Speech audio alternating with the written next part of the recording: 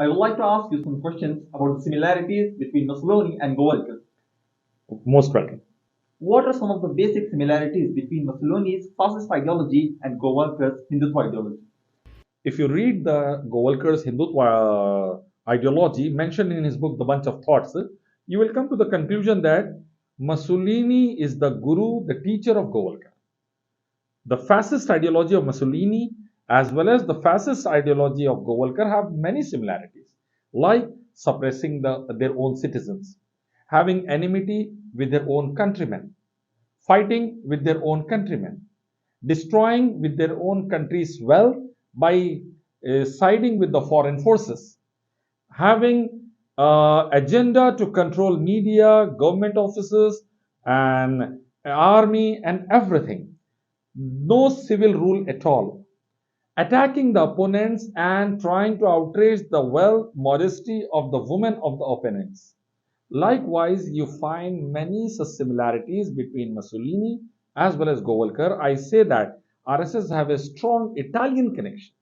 RSS have a strong Italian connection, and Mussolini is one of the forefathers of RSS, according to me. How did Mussolini and Golwalkar view minorities? Their attitude towards the minorities, especially for Mussolini and Hitler for the Jews, and for Golwalkar for the Muslims, is I can say that one of the worst, one of the worst, completely terrorist like, completely fanatic like, and completely satanic. They want to destroy the minorities of their nations at any cost. They want to destroy the lives of even women and children also of the minorities. And they recommend rapes, murders of minority women.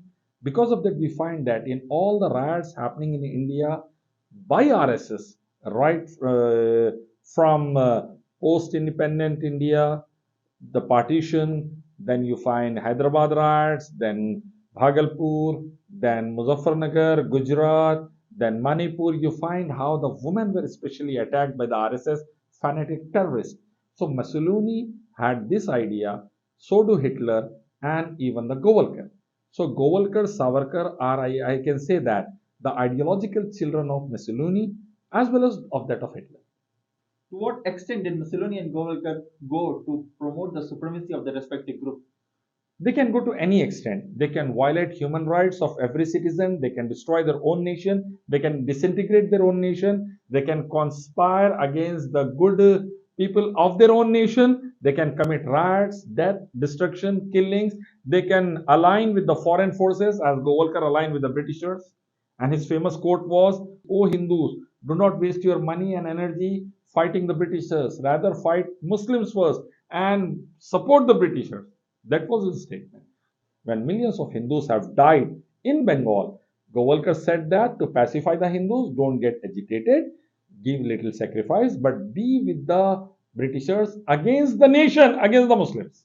So they can go to any extent. I can say Mussolini, Golwalkar, Savarkar can become a pure anti-national Ghaddar against their own country, against their own countrymen, for the sake of their fanatic terrorist ideology, that is Hindutva in India, and the fascist ideology of Italy, of Mussolini, as well as of that Hitler, the Nazi ideology. Did Mussolini and Golwalkar use propaganda and hate to spread their ideology? Yes, that is one of the main core weapon they have used against their opponents, against the men, women, and children. They control the media completely, as it is being controlled today by the RSS fanatics, the BJP fanatics, and they recommend that. The Mussolini have done that, controlling the whole media. Hitler have done that, and the propaganda minister of Hitler, as we all know, that was one of the worst kind of person who spread hate against Jews. That is what happening by the Godi media today, by the RSS fanatics, as well as the Golwalkar have recommended the same, and Savarkar recommend the same. Usage of the media to fulfill their terrorist ideology against their own countrymen and starting riots, death, killing, genocides, rapes, murders, and at the end, if required, disintegration, as it happens in the form of partition of India. What are the consequences we had to face because of the actions of Mussolini and Golwalkar, and how can we prevent them? History is witness that whenever this ideology spreads, whenever this ideology comes into the minds of the common people, whenever this ideology comes into power, then wars took place, genocides took place. Millions of people have died. Millions of men, women, and children were left homeless. Mass suicides, mass rapes, mass unemployment, mass and poverty, hunger, and whatnot. The things which you are witnessing today in India: unemployment, poverty, hunger, malnourishment, deaths, and suicides, rapes, and murders.